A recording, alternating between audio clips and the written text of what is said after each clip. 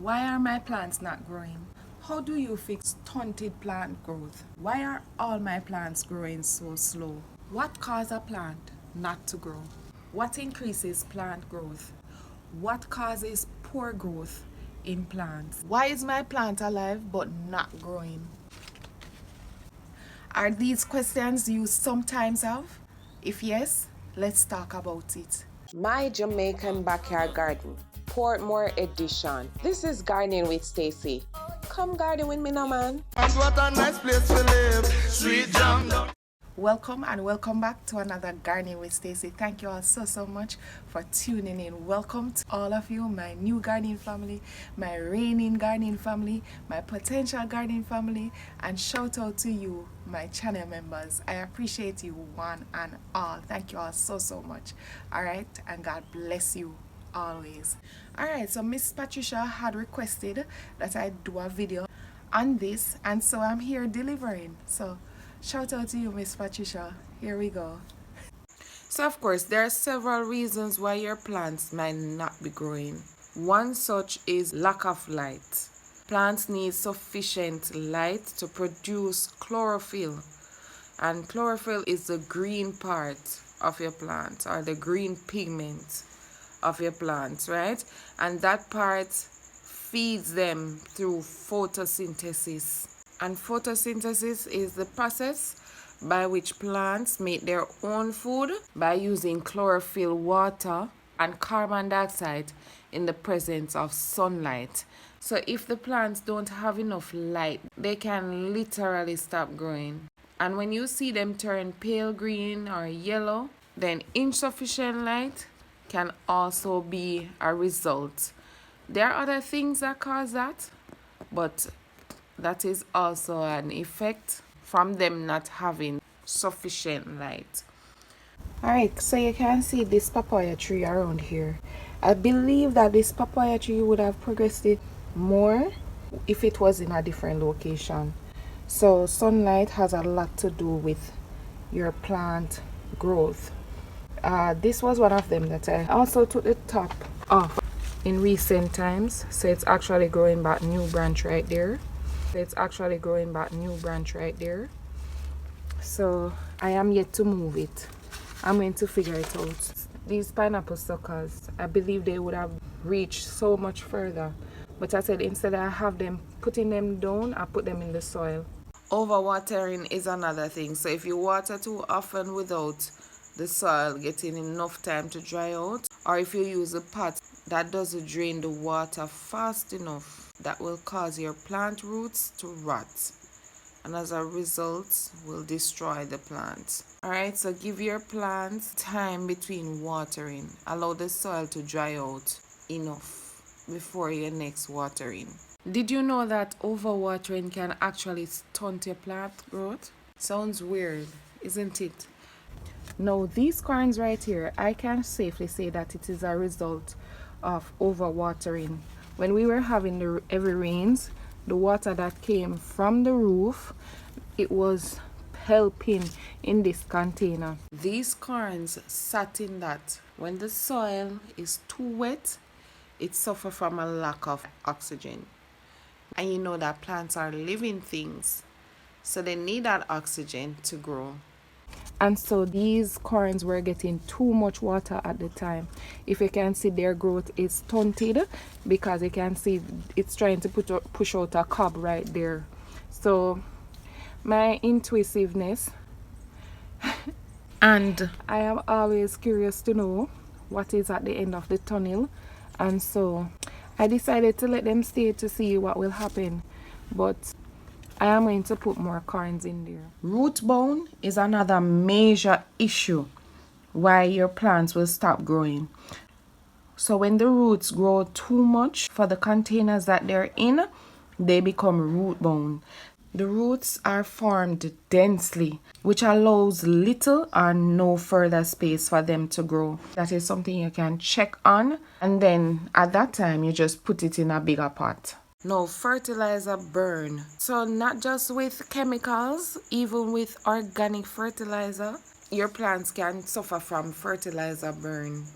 So it's always best to apply the fertilizer to the soil around your plants. Make sure if you are purchasing whether organic fertilizer or chemicals, you need to read the labels properly. Alright? You can see my pineapple over here. You can see how it look burn and scorch and all of that. It's because I really can't deal with these guys. Like I can't manage to deal with them. So they just have to stay there. So I was trying to get some liquid fertilizer at the side to go in the bags that they're in. When I was pouring it, I accidentally pour it over the pineapple and you can see the results burned.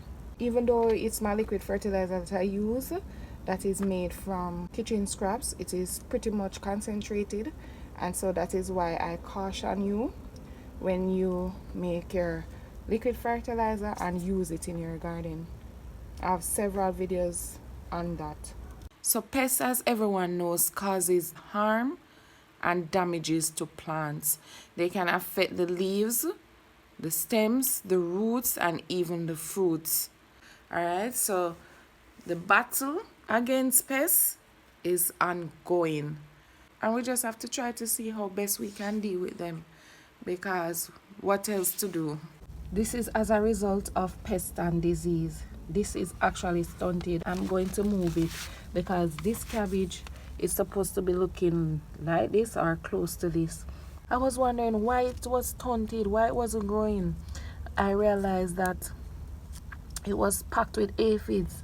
I actually cleaned them off. I washed them off maybe 2 days ago when I saw it, but I am actually going to take it out. I said I'm going to put it somewhere else and have a new cabbage come here. Alright, so not enough water. Plants need water to transport nutrients and minerals from the roots to the leaves and the stems as well. So you want to make sure that they get all the water they need, and bear in mind that different plants water needs also varies. So you find that some plants will need more water than some. No, transplanting can stress plant, but sometimes it doesn't mean that they will die or not grow. It's just that they will need days or even weeks to adjust and grow normally again. So the weeds will compete with your plants for nutrients, so it's always best to get rid of them because they will prevent your plant from getting what they truly need. Alright, you don't want to have your plants stressing over getting their food. You would already know that poor soil quality is another reason they will not grow well with a poor soil. Just to note that the soil plays a very important part in your plant's growth and development. Alright, based on research, the soil is responsible for water drainage, root expansion, and nutrients absorption. So if all three of those are met, then the plants will thrive to their maximum potential. Lack of nutrients is also a reason your plants may not be growing, right?